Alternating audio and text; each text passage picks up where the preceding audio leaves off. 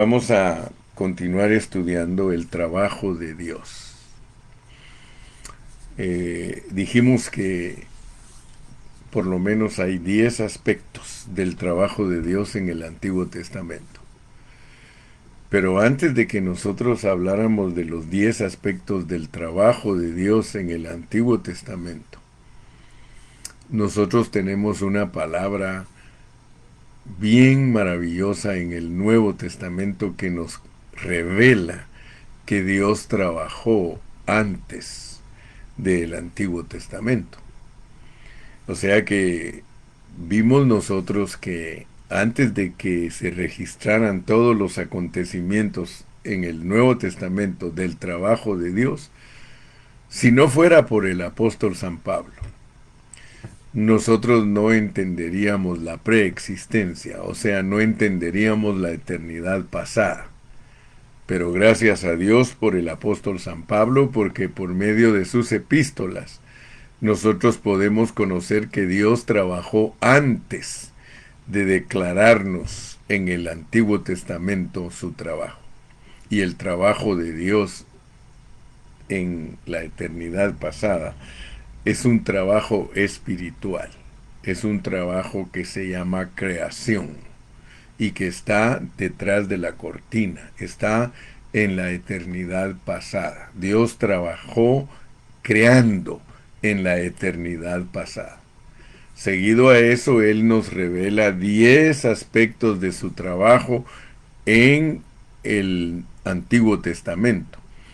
Y eso lo muestra por medio de parábolas, alegorías, metáforas, historias de personas.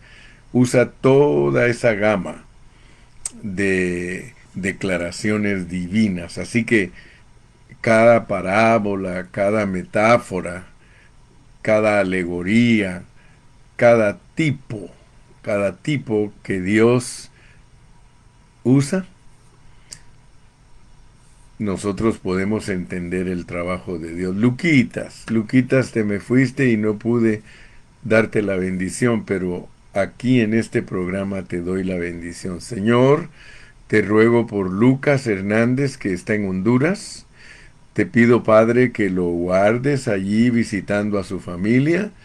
Yo sé que esa foto que pusiste es como diciéndonos, los extraño a ustedes, mi pan de vida.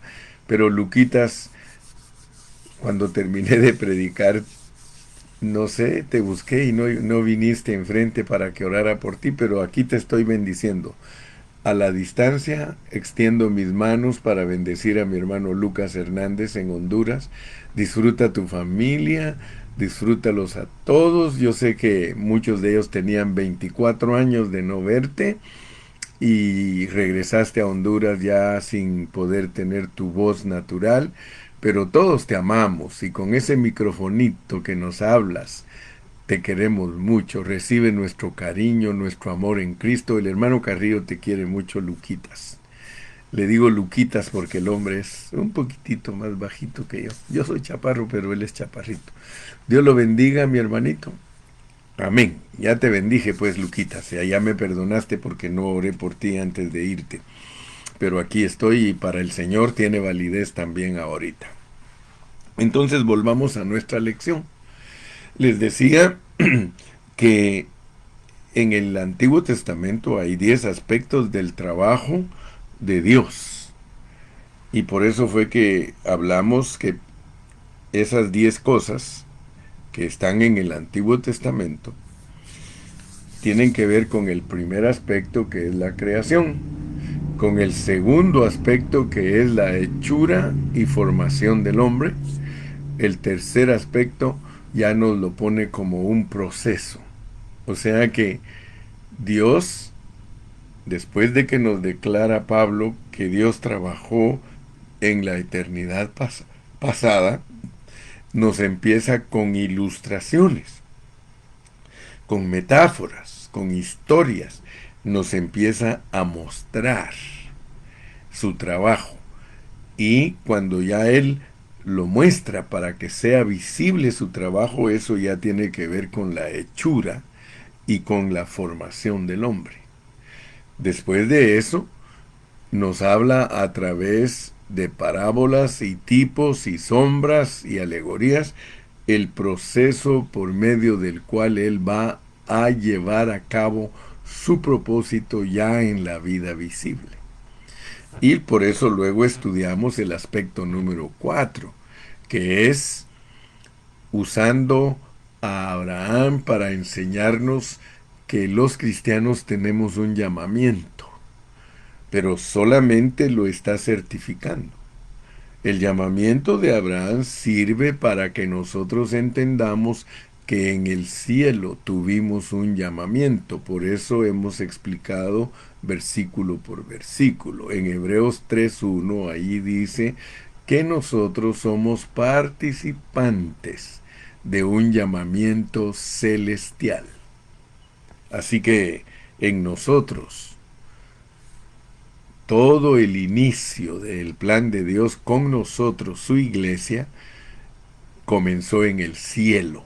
Pero ya estando nosotros participando de carne y sangre, como lo pone Hebreos 2:14, por cuanto los hijos participaron de carne y sangre, él también participó de lo mismo. Entonces, ya aquí en la tierra, participando nosotros de carne y sangre, el Señor nos ilustra nuestro viaje, nuestra salvación.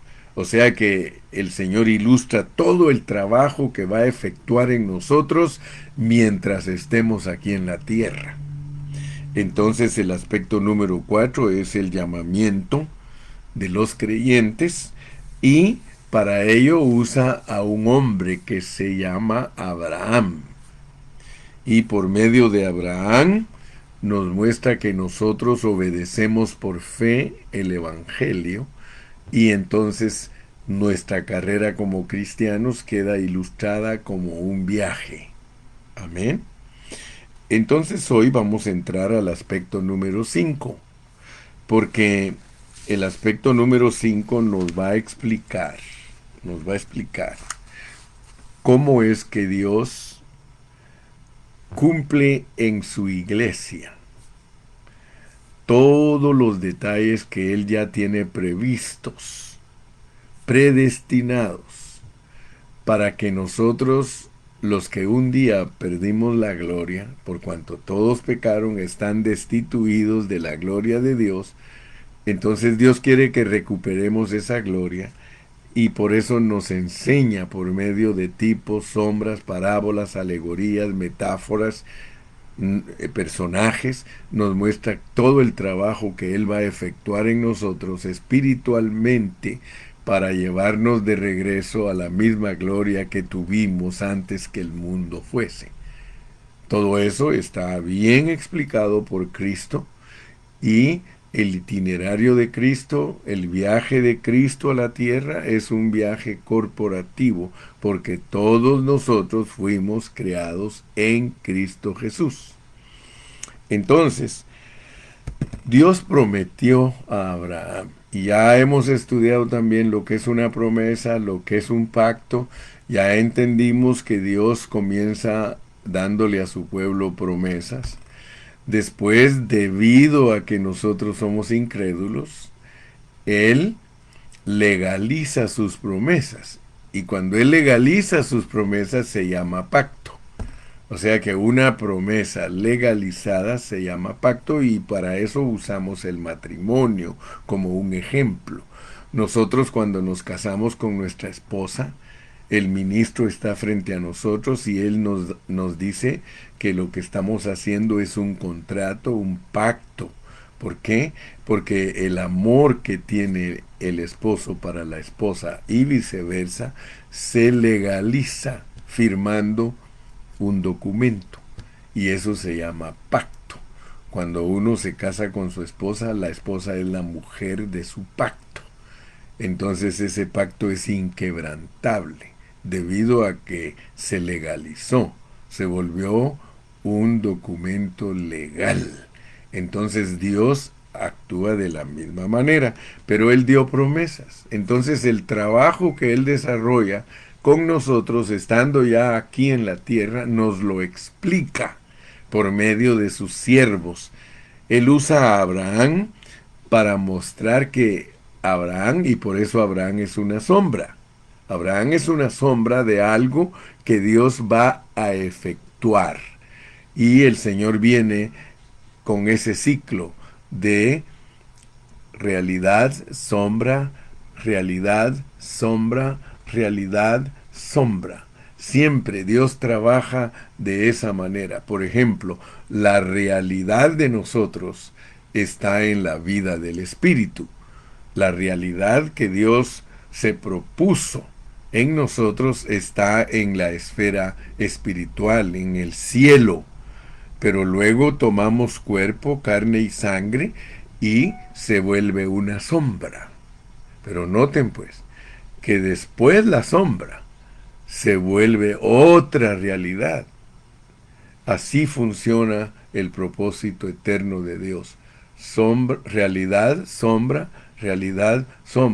Lo que en determinado momento es realidad se vuelve sombra. Y lo que en determinado momento es sombra se vuelve realidad. Entonces, la realidad espiritual se vino a efectuar en Abraham, en un llamamiento. Entonces él, después de que vino de la vida del Espíritu, él se vuelve una sombra.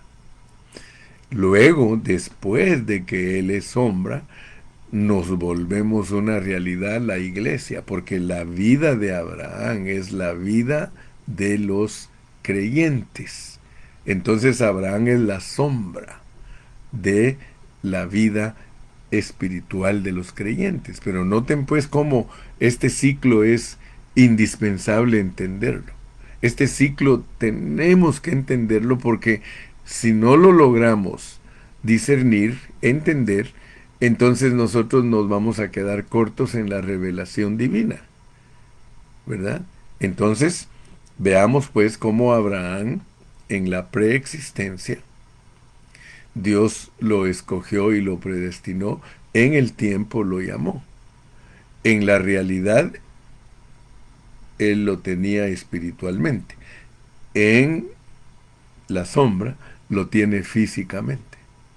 Entonces, esa sombra física nos va a servir mucho a nosotros, porque Dios se quiere dar a entender.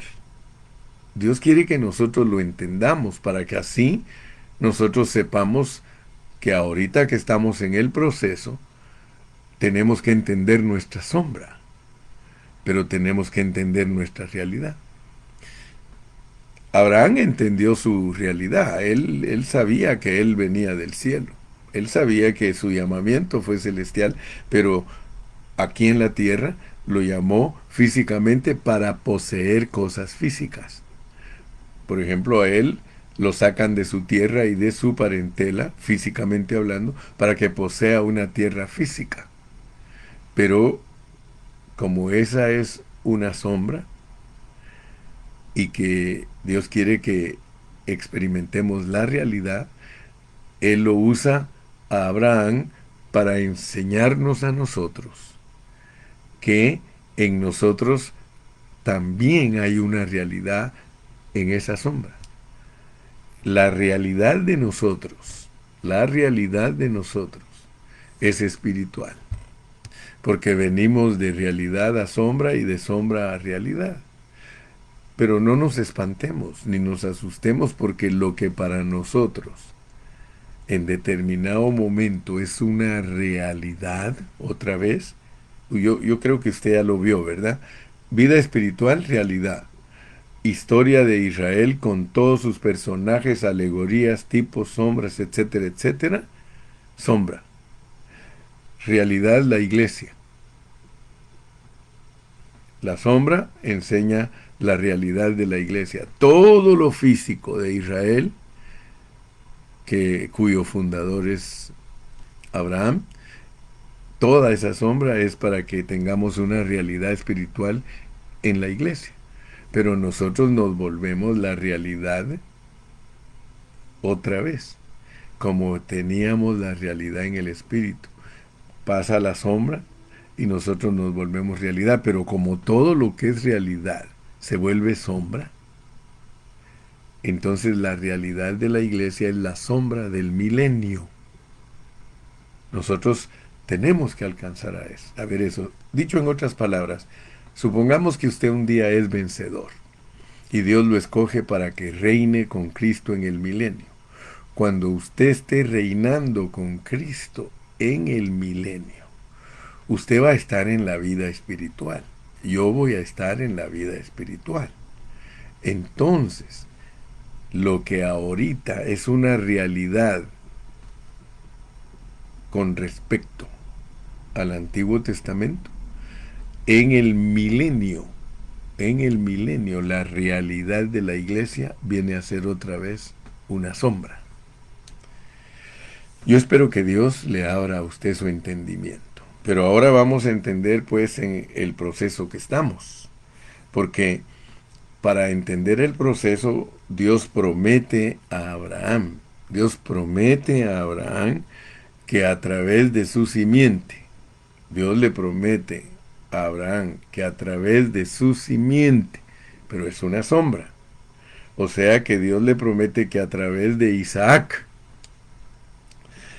va a venir una bendición del Evangelio, la cual será dada a todas las familias de la tierra. Pero noten pues, noten que de Abraham van a ser la simiente, que es Isaac, porque la Biblia dice, en Isaac te será llamada descendencia. Entonces, en Isaac, que es la simiente de Abraham como sombra, la realidad es la simiente Cristo. De sombra a realidad. De realidad a sombra, de sombra a realidad. Entonces, Dios quiere porque como parte de su trabajo en el proceso de los creyentes, tipificado en la vieja dispensación a través de historias, Dios promete a Abraham que a través de su simiente, que ya entendimos que es Isaac y que se vuelve Cristo, la bendición del Evangelio vendría a todas las familias de la tierra. Fíjese que estoy hablándole del proceso del trabajo de Dios. El proceso del trabajo de Dios. Yo sé que muchos de ustedes, Dios les ha dado sabiduría para entender todas estas expresiones. Toñito dice, qué paradoja es nuestra verdad. Sí. Entonces, porque pareciera que no tiene, pues, el sentido que debe tener. Es una paradoja, es como que fuera una contradicción. Mire, vamos a leer en Gálatas, porque la carga que yo tengo hoy, en este día, al hablarle del aspecto número 5, que es que Dios prometió a Abraham una simiente. Mi carga es que usted entienda cómo funciona esa simiente. Simiente es semilla, semen. Semilla es semen. Ok, vamos a ir a Gálatas 3:8 y con la ayuda de Dios vamos a entender este proceso que si lo logramos discernir y captar correctamente, nos va a traer claridad en nuestra vida cristiana y entenderemos cómo es que Dios está trabajando hoy en nosotros. Dice Gálatas 3:8. Y la Escritura, el Antiguo Testamento, previendo que Dios había de justificar por la fe a los gentiles. Fíjese pues, la Escritura, que en este caso es la espada, que es el Espíritu Santo, y la espada que es el Espíritu Santo, el Espíritu, previendo que Dios había de justificar por la fe a los gentiles, dio de antemano la buena nueva a Abraham. Ya sabe usted que la buena nueva es el Evangelio. O sea que al primerito que Dios le declaró el Evangelio fue a Abraham, pero noten ustedes que a Abraham lo sacó Dios de las naciones. O sea que antes que Israel se formara, se formaron las naciones. Usted puede leer ahí en la palabra de Dios que Dios sacó a Abraham de su tierra y de su parentela y clarito nos dice que estaba en una rebeldía y en una idolatría. O sea que las naciones se formaron, usted sabe, con la Torre de Babel en el capítulo 11. Cuando fue el diluvio, capítulo 7, luego Dios solo permitió que quedaran sobrevivientes 8 personas y esas 8 personas se multiplicaron después del diluvio y se formaron las naciones, porque todas esas personas al crecer en número hicieron la Torre de Babel y en la Torre de Babel Dios los confundió y los dispersó y ahí se formaron las naciones. Ahí cada quien con su idioma fue enviado por Dios a cierta región y eso es lo que se llaman las naciones. Y allí de las naciones Dios sacó a Abraham, un hombre con un llamado celestial. Porque yo quiero que usted note pues que los postreros serán primeros y los primeros serán postreros. Porque aparentemente y de acuerdo a la historia humana, Israel es primero que la iglesia. Fíjese pues. O sea que si usted pone atención a todas estas cositas, la iglesia, usted sabe que históricamente hablando, aparece hasta después de Israel. Es más, a todos nosotros los cristianos nos enseñan que Israel es la sombra y que nosotros somos la realidad. Pero hablando en oro puro, hermano, dice, y la escritura, previendo, o sea que la escritura está arreglada. La escritura es un arreglo divino, la escritura es Dios el que la arregló de esa manera. Así escondidito, Dios nos muestra que las naciones existen antes que Israel. Entonces la escritura, previendo que Dios iba a justificar a los gentiles por la fe, dio de antemano la buena nueva a Abraham y le dijo, mira Abraham, en ti serán benditas todas las naciones. Ahora, cuando ya estudiamos la Biblia detalladamente, exhaustivamente, buscando, inquiriendo, averiguando, nos damos cuenta entonces que Dios trató con las naciones antes de tratar con Israel. No se asuste, porque los primeros serán postreros. Las naciones ya estaban previstas. Dios iba a justificar a todas las naciones. Entonces por eso es que Abraham es papá de los judíos, porque la historia está allí. Pero él es papá también de los cristianos, porque la historia dice aquí que Dios previendo que iba a justificar a los gentiles, le dio la buena nueva a Abraham, le predicó el evangelio y le dijo, en tu simiente serán benditas todas las naciones. Entonces por eso es que hoy día todos reclamamos ser hijos de Abraham. Si usted le pregunta a los árabes con su Corán, ellos le van a decir a usted que Abraham es el padre de ellos.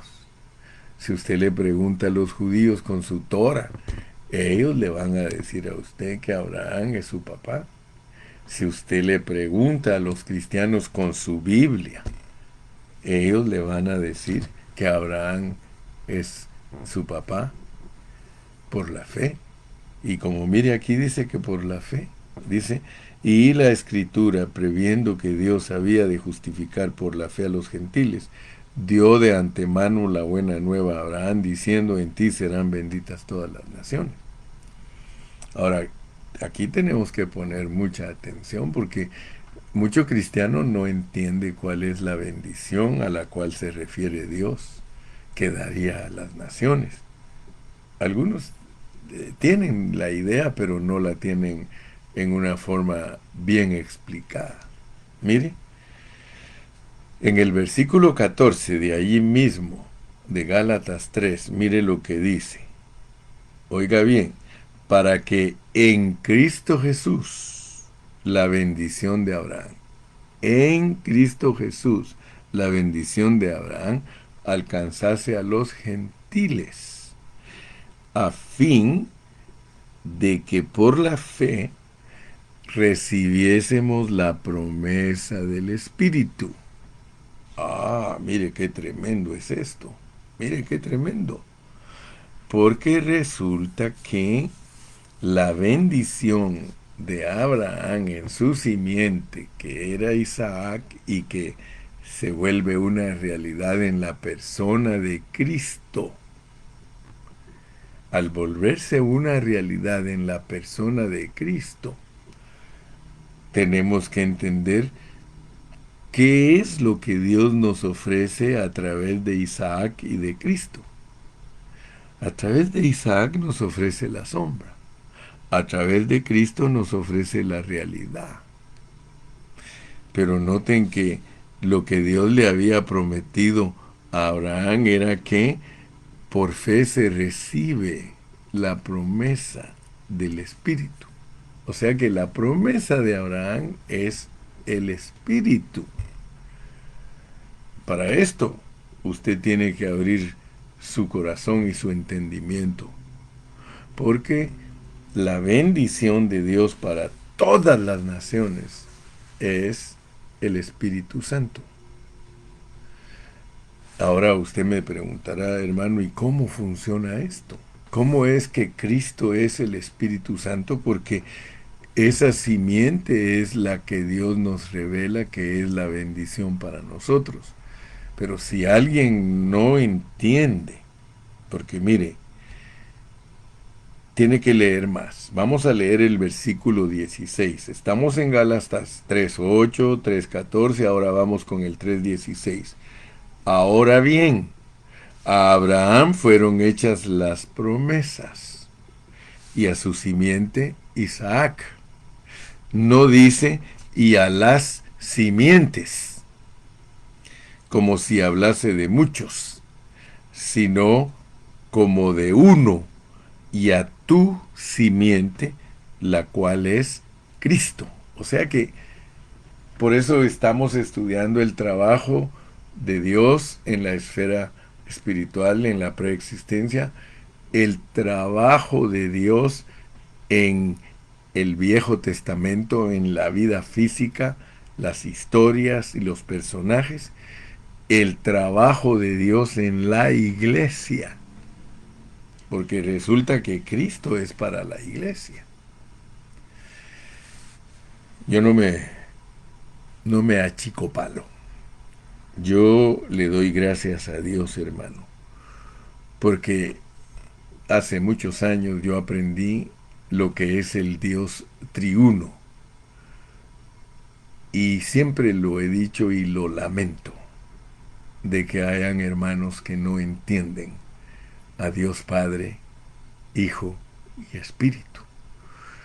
Porque la tradición lo ha hecho una doctrina en vez de explicarlo como un proceso. Dios es Padre, Hijo y Espíritu para que nosotros entendamos un proceso. O sea que si la meta de Dios y la promesa de Abraham es Cristo, nosotros no fuimos a los que Dios les se prometió como Padre, ni siquiera que se prometió como Hijo, sino que Él se prometió como Espíritu. Fíjate, esto es tremendo, esto Tú tienes que orar, hermano, para que Dios te revele con claridad su propósito. Porque la promesa no es el Padre, a pesar que Él dio promesa. La promesa no es el Hijo, a pesar que Él dio promesa. Pero la promesa que Dios le dio a Abraham es el Espíritu. La promesa del Espíritu. Tú puedes leerlo correctamente conmigo en el verso 14. Dice, a fin de que por la fe recibiésemos la promesa del Espíritu. Entonces yo con toda autoridad te digo que Dios se prometió procesado. Dios se prometió procesado. Esto está en la Biblia, pero algunos se hacen los locos y no lo entienden, hermano. Pero si tú le oras a Dios, Dios te va a revelar, hermano. Fíjate que está tan claro en la Biblia. Porque Cristo. Por eso dice, y de ahí partimos. ¿Te acuerdas de Mateo 1:16? Que la Virgen dio a luz a Jesús, llamado el Cristo. Jesús, llamado el Cristo. Por eso estoy bien ocupado en estos estudios, porque primeramente te estoy enseñando el trabajo de Dios Padre. Cuando ya termine yo el trabajo de Dios Padre, que es extenso, porque resulta que aquí en el Antiguo Testamento, tú vas a encontrar que Dios trabajó. Y por eso, mira, yo lo tengo de esta manera: 10 aspectos del trabajo de Dios en el Antiguo Testamento. Y te estoy declarando el número 5, que es la promesa que Dios le hizo a Abraham. Pero después de eso tenemos que encontrar 42 aspectos del trabajo de Dios en el Nuevo Testamento. Y después de eso vamos a entender 2 aspectos del trabajo de Dios en el futuro. Entonces no pierdas de vista esto, porque la promesa que Dios dio es el Espíritu. Pero si no aprendes bíblicamente hablando lo que es Cristo, porque Él es llamado el Cristo, y por eso vamos a estudiar más adelante lo que es Cristo. O sea que solo te estoy introduciendo. Ya cuando llegue el momento de enseñarte claramente lo que es Cristo, entonces vas a entender más específicamente el proceso. Ahorita lo que quiero nada más es que te centres en entender que la bendición de Abraham que alcanzaría a los gentiles es recibir el Espíritu Santo. Esa es la bendición de Dios. Por eso tienes que poner mucha atención a los evangelios y al libro de los Hechos. Porque en los evangelios tú vas a encontrar que Cristo se sopló dentro de los discípulos como el Espíritu. O sea que ya Cristo resucitado, Él pudo hablar de Él mismo y decir que su respiración era el Espíritu Santo. Él les dijo, recibid el Espíritu Santo. Pero después de eso está el día de Pentecostés, cuando Él también dice que se derramó sobre los 120 como el Espíritu Santo. Entonces yo quiero que tú alcances a ver, por favor, el proceso de Dios para bendecir a los cristianos, porque el proceso de Dios para bendecir a los cristianos es que ese Dios que es espíritu y que pasó por todo el proceso en resurrección, escúchame bien, en resurrección es la vida del creyente y el poder del creyente. Vida y poder. Vida y poder. Por eso hay promesa del Padre y hay promesa del Hijo. La promesa del Padre está en Joel. Dice que vendría el tiempo en que Él se derramaría sobre toda carne. Pero la promesa del Hijo está en los evangelios. Él dijo, no os dejaré huérfanos. O sea que yo quiero que veas cuán maravillosa es la Escritura, cuán maravillosa es la Biblia, porque si tú entiendes quién es Cristo, es Dios procesado para entrar dentro de ti, valga la redundancia, y estar sobre ti. Dentro de ti te da la vida, te da la capacidad de ser una persona que vive a Dios. Y fuera de ti, sobre ti, es el poder que te capacita para ser un profeta, para ser un predicador. Empero recibiréis poder sobre vosotros y me seréis testigos. Aleluya. Hermano, si aprendes el Evangelio en una forma secuente, con didache, entonces tú no vas a estar de adivino ni de una persona que está tratando de explicar para ver si le pegas al centro. No, no, no. Si tú te dejas llevar por la revelación divina, te va a hacer un instrumento útil, un verdadero maestro de la Biblia. Fíjate pues, porque aquí tenemos que poner atención. En el versículo 16 te vuelvo a repetir, ahora bien, a Abraham fueron hechas las promesas y a su simiente. No dice y a las simientes, como si hablase de muchos. No, no, no, sino como de uno. Y a tu simiente, la cual es Cristo. Entonces tenemos que ver realidad, sombra, sombra, realidad. La realidad es Cristo, la sombra es Isaac. Veamos algo, porque esto es muy importante, porque Dios, cuando Él nos habla en una forma corporativa. Veamos que el versículo 14 combina la promesa del Espíritu con la bendición de Abraham. Fíjate que ahí pone en el versículo 14, mira, para que en Cristo Jesús la bendición de Abraham alcanzase a los gentiles, a fin de que por la fe recibiésemos la promesa del Espíritu. Aquí hay bendición y hay promesa. Por eso el versículo 14 combina la promesa con la bendición. Este versículo es extremadamente importante. La bendición de Abraham es la bendición prometida por Dios a Abraham. Ahora, ¿cuál fue la bendición prometida de Dios para Abraham? Esa está en Génesis capítulo 12 y versículo 3.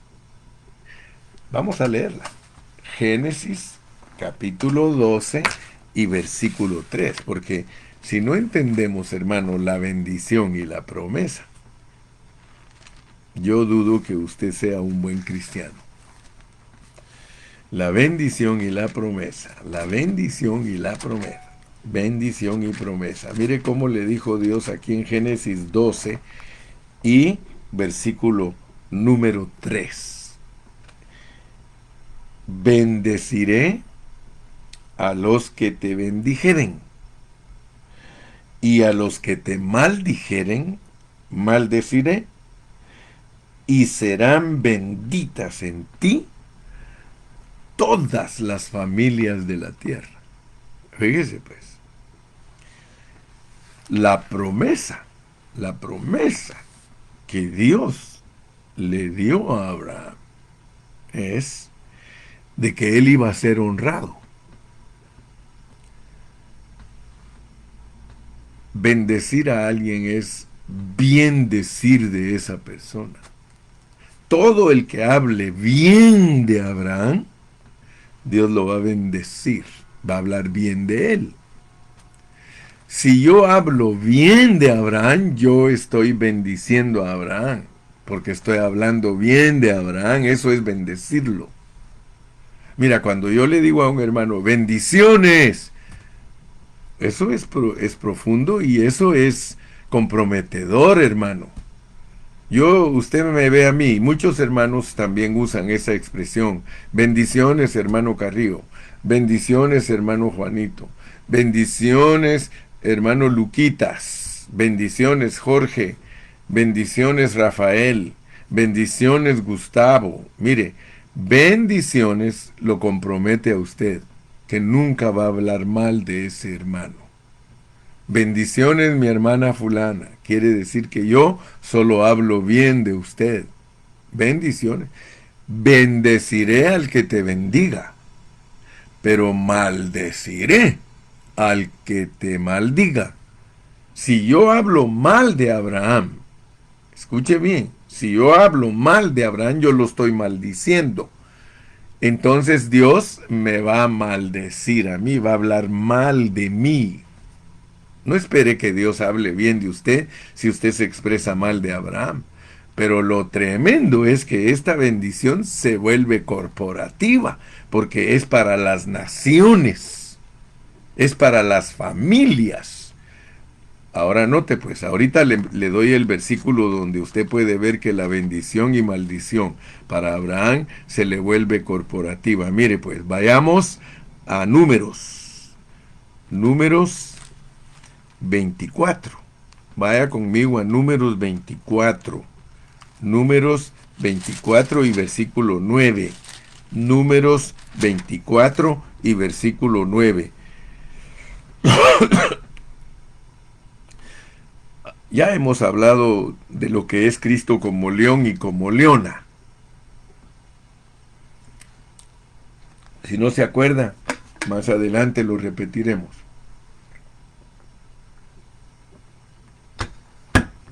Pero Cristo es león y Cristo es leona.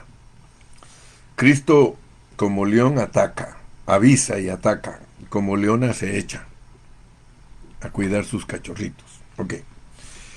Benditos los que te bendijeren y malditos los que te maldijeren. Fíjese que aquí está hablando, si usted se da cuenta, de el pueblo de Israel.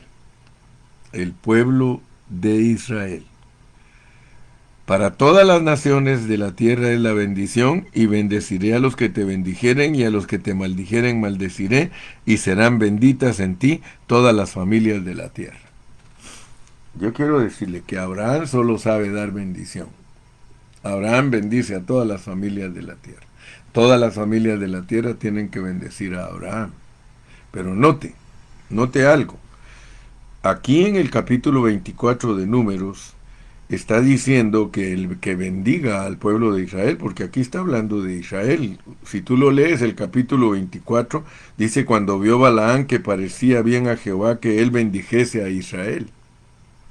No fue como la primera y segunda vez en busca de agüero, sino que puso su rostro hacia el desierto. Ahora note pues que aquí en el capítulo 24 de Números se repite la bendición de Abraham, pero en una forma corporativa. Porque Abraham es corporativo. Abraham es tipo de Dios, un Dios corporativo. Entonces, la bendición que nosotros como individuos profiramos para Abraham se volverá para nosotros bendición. La maldición que nosotros profiramos para Abraham se vuelve maldición para nosotros. Pero ahora en el capítulo 24 de Números dice: el que bendiga a Israel, que es el agrandamiento de Abraham, porque Dios lo usó para que de él salieran todos los patriarcas. ¿Ok? Entonces, note por favor, porque Dios ha dado una promesa a Abraham y se la dio a Israel también. O sea que la bendición para Israel era Cristo. Y solo el remanente de Israel la aprovechó. Pero el remanente de las naciones es comparado con el remanente de Israel. El remanente de las naciones es de millones, de millones, de millones, de millones de personas que forman millones de familias. Entonces, gracias a Dios que en esta mañana estamos entendiendo que la bendición para Abraham es la promesa del Espíritu, es Dios morando en el espíritu de las personas. Esa fue la promesa para Abraham, para que el pueblo de Israel fuera bendecido. Y usted sabe que al principio la iglesia era judía. El remanente de Israel recibió a Dios y hasta la fecha hay remanente en Israel y siguen aceptando los israelitas. Hay remanente también en los árabes y hay remanente en las naciones, pero la promesa es que Dios pueda vivir adentro de nosotros. Yo espero que Dios te haya abierto tus ojos para alcanzar a ver el aspecto número 5. Aspecto número 5, promesa y bendición. Promesa y bendición. Promesa y bendición. Aleluya. Ese es el trabajo que Dios ha efectuado y que no se ha cansado de hacerlo porque se procesó, está en el trono, pero sigue trabajando porque todos los días viene un árabe a Dios, todos los días viene un judío a Dios y todos los días viene un gentil a Dios. Todos los días. Hasta la próxima. Que Dios te bendiga y Dios te guarde. Seguimos mañana. Bye bye. Despídete. Despídete. Dice la hermana, mi hermanita Olguita Sangolquí, dice, esas son enseñanzas profundas. Gloria a Dios. Aleluya. Que Dios te bendiga, que Dios te guarde. Dinos, échanos una bendición. Échanos tu bendición. Uriel dice, Dios en su espíritu, bendiciones para todos, pan de vida, para todo pan de vida. Bendiciones, bendiciones. Acuérdate que cada vez que me digas bendiciones es que nunca vas a hablar mal de mí. Porque si no, mejor dime maldiciones, maldiciones. Aprende a bendecir, pues. Aleluya. Bendiciones para todos, bendiciones para todos, bendiciones. Cada vez que profieras esas palabras, bendiciones, hermano, tienes prohibido hablar mal de tu hermano. Por eso muchos no se atreven a decirte bendiciones, bendiciones, bendiciones, mis hermanos. Hoy descubrimos esa gran verdad, que cuando le decimos bendiciones a un hermano, le estamos diciendo yo no hablo mal de ti. ¿Por qué? Porque si hablo mal de ti, son maldiciones y me van a caer a mí, porque las maldiciones le caen a uno. Amén, mi hermano Carrillo, dice Toñito, vamos a ver Toñito, ¿qué dices? Dice Toñito, amén, mi hermano Carrillo, que Dios le continúe abriendo su palabra para bendecirlos, para bendecirnos. Le amamos mucho, mi hermano Carrillo. Amén, Toñito, ahí te veo en Pachuca, Toñito, no me vayas a poner excusas. Ahí te veo en Pachuca, Toñito, y te llevas a tu mami. Que Dios te bendiga. Dios me los guarde.